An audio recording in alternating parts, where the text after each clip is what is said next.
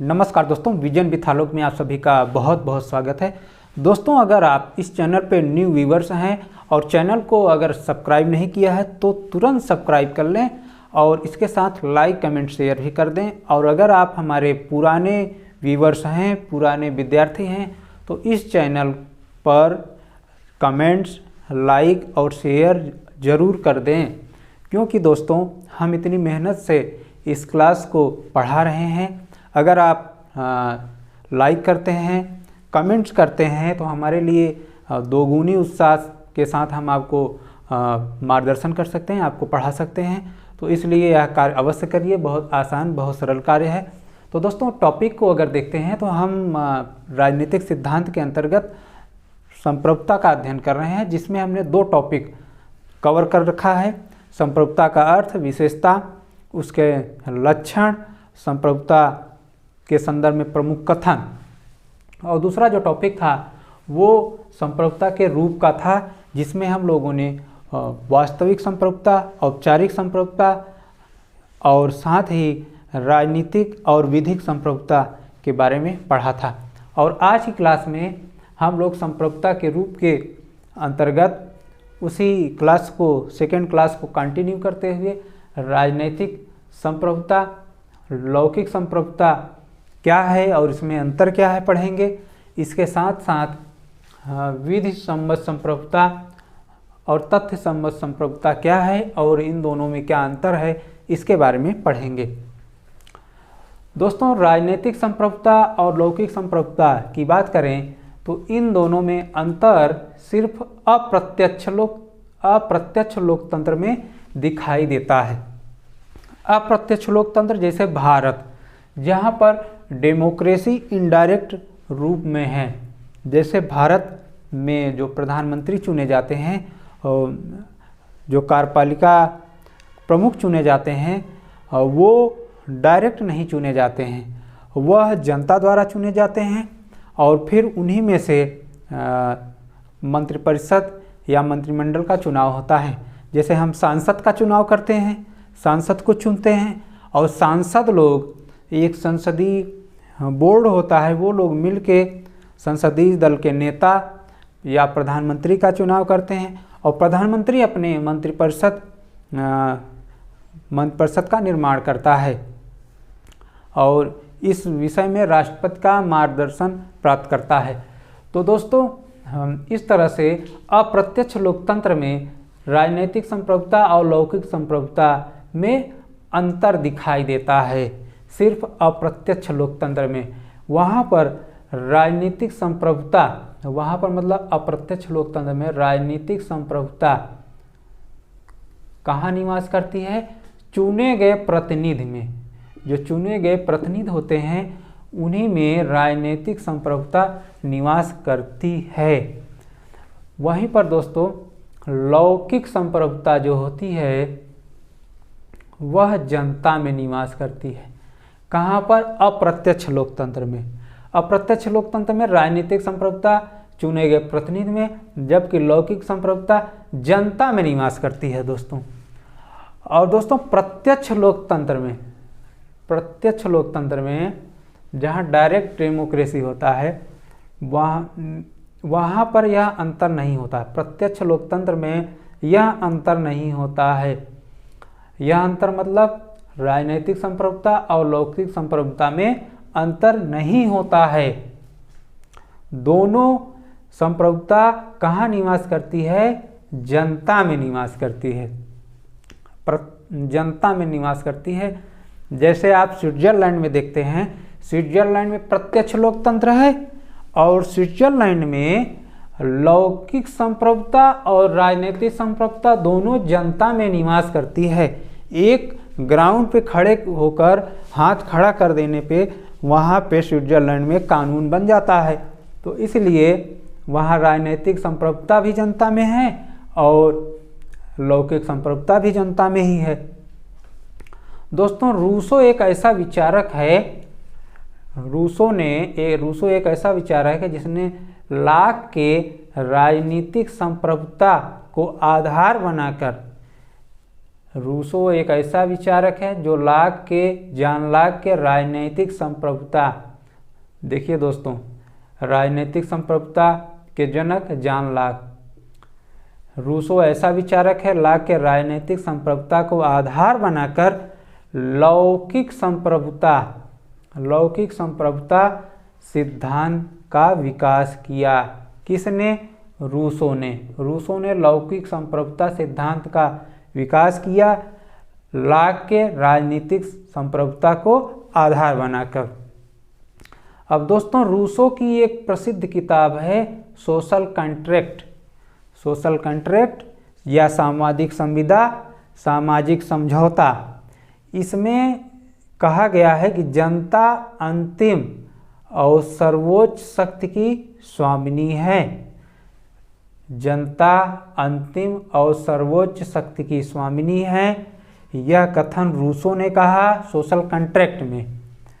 और यह भी कहा जोड़ते हैं कि सभी शक्ति का स्रोत जनता ही है।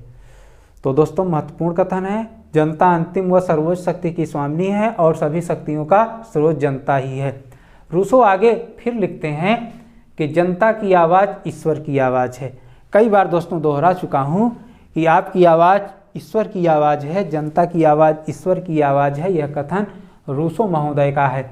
और रूसो कहते हैं कि रूसो की सामान्य इच्छा का विचार इसी लौकिक संप्रभुता से प्रभावित है।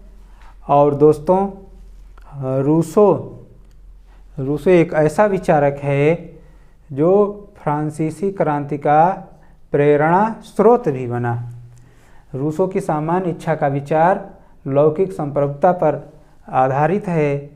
और रूसो दोस्तों एक ऐसा विचारक भी है जो फ्रांसीसी क्रांति का प्रेरणा स्रोत बना। स्वतंत्रता, समानता, बंधुता जो फ्रांसीसी क्रांति का नारा है, वह दोस्तों रूसो के विचारों से प्रभावित है। जबकि स्वतंत्रता, समानता, सुख अमेरिकी क्रांति का नारा है। दोस्तों, TGT 2010 में पूछा गया सवाल है, स्वतंत्रता, समानता, सुख किस क्रांति का आदर्श वाक्य या आदर्श नारा था? तो स्वतंत्रता, समानता, सुख अमेरिकी क्रांति, स्वतंत्रता, समानता, बंधुत्व फ्रांसीसी क्रांति। ये आप नोट भी कर सकते हैं। दोस्तों, अब आते हैं विधि सम्मत और तथ्य सम्मत संप्रभुता। विधि सम्मत और तथ्य सम्मत संप्रभुता।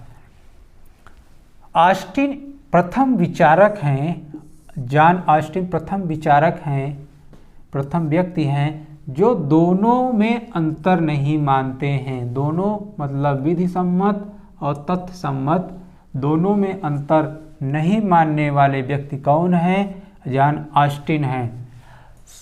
सामान्यतः दोस्तों, सामान्यतः दोनों में अंतर नहीं होता। दोनों में मतलब विधि सम्मत और तथ्य सम्मत संप्रभुता में अंतर नहीं होता,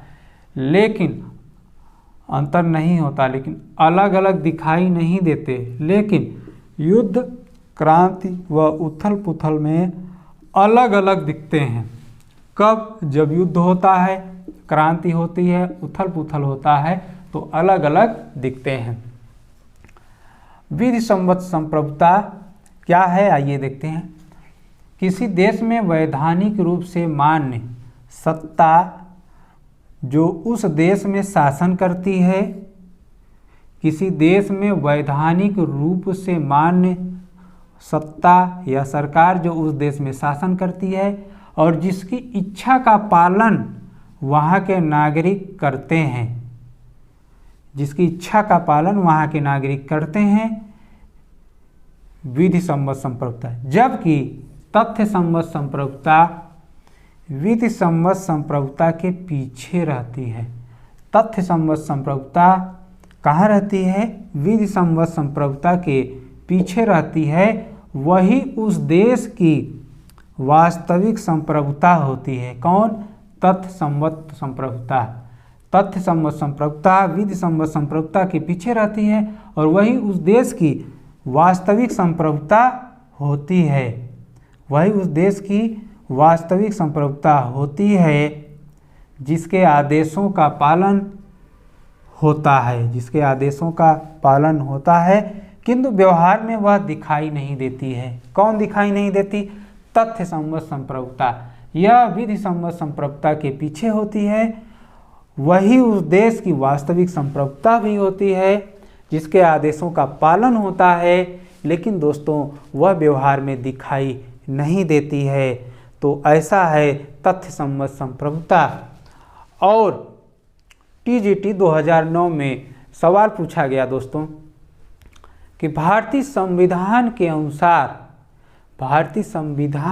अनुसार तथ्यात्मक संप्रभुता कहाँ निवास करती है? भारतीय संविधान के अनुसार तथ्यात्मक संप्रभुता किसमें या कहाँ निवास करती है? तो दोस्तों इसका उत्तर जनता है। जनता में तथ्यात्मक संप्रभुता निवास करती है, क्योंकि ये जो जनता होती है ये विधि सम्मत संप्रभुता के पीछे होती है और वो दिखाई नहीं देती है, और वास्तव में इसी के आदेशों का पालन होता है हमेशा, और ये दिखाई नहीं देती, व्यवहार में दिखाई नहीं देती। तो दोस्तों तथ्य सम्मत संप्रभुता आप में, हम में, सामान्य नागरिकों में निवास करती है, वो दिखाई नहीं देती है। चुनाव के समय अक्सर यह अपने शक्ति, अपने सामर्थ्य का एहसास शासकों को कराती रहती है। तो दोस्तों तथ्य सम्मत संप्रभुता बहुत महत्वपूर्ण है, यह जनता में निवास करती है। भारतीय संविधान का अनुच्छेद 1 भी आप पढ़ेंगे, आर्टिकल 1, तो उसमें लिखा है भारत अर्थात इंडिया राज्यों का संघ होगा, है ना। और प्रस्तावना में अगर आप पढ़ेंगे तो पहली लाइन लिखा है हम भारत के लोग। तो हम भारत के लोग क्या हैं बताता है कि जो संविधान की शक्ति का स्रोत है वो जनता है। जनता सर्वोच्च स्वामिनी है संविधान की।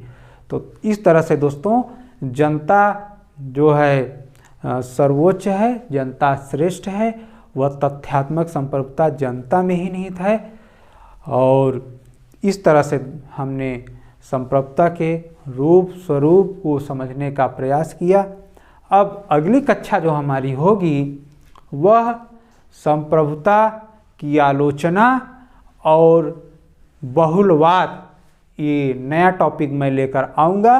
तब तक दोस्तों आप लोग अपना पढ़ाई करते रहिए, ज़्यादा से ज़्यादा रिवीजन करिए, और पीडीएफ नोट मैं टेलीग्राम लिंक में भेज दूंगा। आप डिस्क्रिप्शन में जाके पीडीएफ नोट को देख सकते हैं, प्राप्त कर सकते हैं। धन्यवाद।